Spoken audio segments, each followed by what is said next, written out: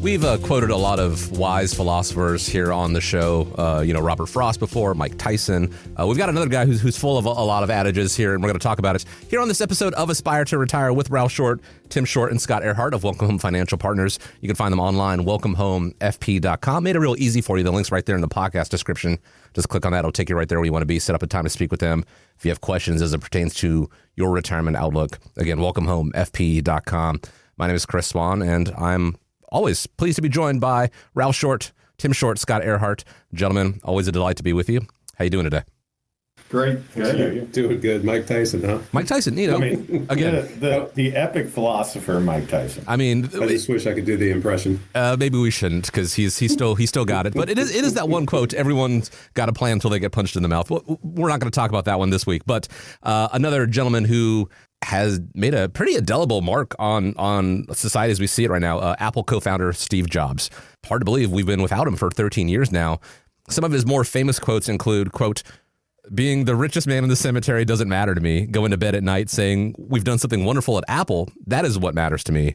Now, considering Apple's pretty significant success, look at the S&P 500 and where it stands right now. We can almost all agree that Jobs did, in fact, leave the legacy that he wanted. How can you help your clients leave a legacy that they can be proud of without making some common estate planning mistakes or doing something like, inventing the iPod? Well, I don't believe that any of us has the technological mindset to invent the next iPad or the next iPod or whatever. But what we do help people do is to understand what it is that they're trying to accomplish if they're wanting to leave a legacy. We've got clients that will come in and say they don't want to spend any of their money because they want to leave it all to their kids, okay? Then we have other clients that says, I've worked hard for my money. I'm going to spend every last dime when I go to the happy hunting ground. I don't want anything left for anybody. It's my money. I'm going to spend it. Well, I always tell them, I said, that's easy to do because all I need to get from you is your date of death, because then with simple mathematical equation, how many days do you have left, and just how many days that you've got, how much money you can spend per day. Mm-hmm. However, most people aren't that way. Most people want to leave something, but they want to make sure they have enough money to provide for the lifestyle and retirement that they want. But a lot of them will not talk about having wills, trusts, things like that, because guess what? They don't fully understand why it's important to them. You need to have a will. There's a reason for that, because if you do not have a will, then you do have a will, but the government is the one that's telling you what to do with your money, your possessions, and all that stuff. The other thing I would say to a lot of people is you need to make sure that if you do have accounts, contracts, retirement programs, check to make sure that your beneficiaries are where you want them to be. Don't just do a beneficiary and keep it there for 20 years, because last 20 years, your life probably has changed a little bit. Mm-hmm. Maybe you got married, maybe you got a divorce. Guess what? I've had clients that passed away and did not realize that they had not taken the beneficiary of his second ex-wife off, and she got it, and now it creates a huge problem for everybody. It creates great conversation, too. Oh, yes. Yeah, and, there's been a lot of rule changes when it comes to inheritance and pre-tax money and this, that, and the other, the Secure Act 1.0, 2.0, whatever you want to refer to. But if you've got all of your money in pre-tax dollars and you leave it to your kids or your grandkids or whatever, there's going to be limitations for them, right? So you've got to make sure that you set things up. If you want people to get money and not let the government say, hey, I need X amount percentage or whatever from what you're getting in a certain amount of time or years or whatever it looks like, there are ways to do it. But just saying, okay, I've got this big pot of money and I want to leave it to my 3 grandkids and skip a generation because my kids weren't worth a damn and I want to make sure that my grandkids are taken care of. You're going to run into issues with taxation. But also, too, is, Chris, if you had an 18-year-old son and you left $1 million to your 18-year-old, what are they going to do with it? Probably go through it really quickly. they're going to have a really great weekend. Yeah. Right. Yeah. So that's the thing of importance. And, we've talked about wills, but trusts are also a nice thing to where you can kind of stipulate, hey, John Smith can get X amount of dollars once he turns 18 or graduates college. You can set those things up that way to where you can make sure that your legacy is not just one hell of a weekend.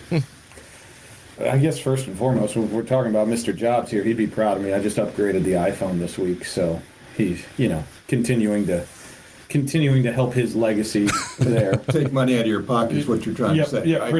pretty much, but it's worthwhile. I look at this and it makes me think about what we actually do for a living at Welcome Home Financial Partners. We're not in the investment business. We're not in the estate business. We're in the relationship business. We build relationships with our clients and help them towards their goal. And the reason why I bring that up is when I think about the quote of I don't want to be the richest man in the cemetery and, leaving legacies and things of that nature. What if something changes? As Ralph said, if you don't look at something 20 years ago, and I think about a friend of Steve Jobs that was in the news a little while back, and Mr. Warren Buffett, that was going to leave this incredible legacy to one place and not to his kids, and boom, boom, boom. Well, guess what? A little while back, he changed all of that because his goals changed. What he wanted to happen changed. Mm-hmm. We're here not only to help you establish that and show you the map of how we can make it happen, but when something changes in your life, we're here to help you make sure that that change in your life is reflected in the legacy that you want to leave. And we've got the tools and the expertise to help you do that. But you need to determine what you're trying to accomplish with your money, okay? If it is to leave it to your grandkids instead of your son because he was such a pain growing up, That feels very specific. Very specific. That's the other side. We won't bring it up. I don't fully understand how he made it to that magic 40 age bracket, but he did, so congratulations on that. But anyway, it really depends on what that person's trying to do. Okay. The other thing I would say to you is, in case something happens to one of your kids or your grandkids, car wreck, and they're paralyzed or they're disabled because of that, then that has to be addressed in saying, how's the best way for me to help him or her live the life that I would like for them, whether I'm here or not. So those are all things that just an investment advisor, they won't help you do that. And we need to understand your goals on an individualized basis. Okay. And Tim brought up a really good point earlier when he was going through Secure Act 1.0, Secure Act 2.0. Even if your goals don't change, you need to have a financial team that understands the ramifications of your goals. Because even if your goals haven't changed, Uncle Sam's goals may have changed. And what we so eloquently set up for you and help you do, and everything was going to be perfect, 2 years down the road, Uncle Sam might say, you can't do that anymore. Mm-hmm. And now we've got to make some changes. The IRS rules or Uncle Sam rules or goals have never changed. They want as much money as they can get from you. Yeah. Now, the amount has changed over the years, but the goal is always accomplish that. Fair. As you point that out, I do remember sending an email to both of you yesterday with the brand new tax brackets. So one thing I guess we can say is Uncle Sam's interpretation of what you're allowed to do with your money when you're gone is going to change at some point. Well, the other thing too is, if you don't tax plan for your legacy, you at least address it occasionally, because like Scott says, it's going to change. Mm-hmm. What's going to happen when some of these tax laws change, and now instead of $11 million that you can give away without any taxation, goes that back down to where it was back in the 1980s of $640,000, and you've got a $2 or $3 million estate. There's going to be a huge tax burden, not on you because you're not going to be here, but on your kids or whoever gets that. So at that same time, you're paying the price, just they're doing it for you.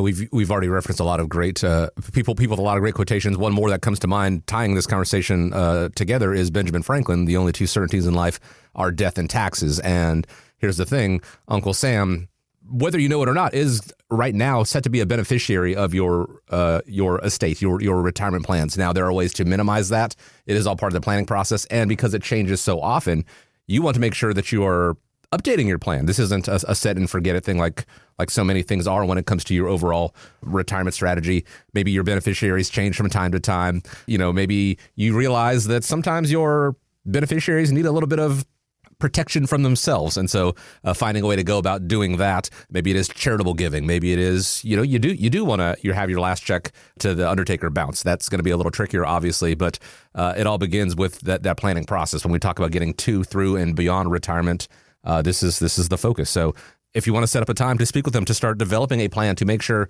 you make your money work harder for you, your estate plan is set up in a way that doesn't benefit Uncle Sam the greatest. If you just want to talk iPhones with the guys for whatever reason, it's real easy. Just go to welcomehomefp.com. The link is right there in the podcast description. Just click it. It'll take you right there. Set up a time to speak with them. Attend their upcoming First Friday events. It is all there for you. welcomehomefp.com. Just want to go ahead and say this episode was not sponsored by Apple or Steve Jobs or anything like that. It just kind of delved that way. But I do want to thank you for... if Apple does want to give up some sponsorship dollars, we're listening. Yeah. Say no. We'll find a way. If we roll in and we talk about the new iPhones in the next episode or whatever, you'll know they took the bait. But regardless of that, we do want to thank you for joining us on this episode of Aspire to Retire with Ralph Short, Tim Short, and Scott Earhart. Hope you have a great week ahead of you, gentlemen. Always grateful for the time. Hope you have a great week as well. And as we wrap up, want to leave you with the final word. Thank you, Chris. So estate planning is one of those things that's often overlooked because, like Chris, you've said it a couple times today, is, set it and forget it. Well, if you establish your beneficiaries 20 years ago, is it going to be the same thing? Life changes, right? No matter what you're doing, life is going to change in some aspect. So estate planning is not simply just having a beneficiary designation on an account. There's a lot more to it. So if you are interested and you want to see where you currently are or see strategies on how to minimize, what you'll be giving away, then we can have that conversation. So give us a call. Thanks for listening. Take care. All content is for information purposes only. It is not intended to provide any tax or legal advice or provide the basis for any financial decision, nor is it intended to be a projection of current or future performance or indication or future results. Opinions expressed herein are solely those of Welcome Home Financial Partners and Welcome Home Wealth Advisors, LLC. The information contained in this material has been derived from sources believed to be reliable, but is not guaranteed as to accuracy and completeness and does not purport to a complete analysis of the materials discussed. All information and ideas should be discussed in detail with your individual advisor prior to the implementation. Each individual investor's situation is different, and any ideas provided may not be appropriate for your particular circumstance. Advisor services are offered by Welcome Home Wealth Advisors, LLC, a registered investment advisor in the state of Virginia. Being registered as an investment advisor does not imply a certain level of skill or training. Insurance products and services are offered through WPI Holding, Virginia Insurance License Number 138509, an affiliated company. The information contained herein should in no way be construed or interpreted as a solicitation to sell or offer to sell advisory services to any resident of any state other than the state of Virginia or where otherwise legally permitted. Welcome Home Wealth Advisors, LLC, and Welcome Home Financial Partners are not affiliated with or endorsed by the Social Security Administration or any government agency.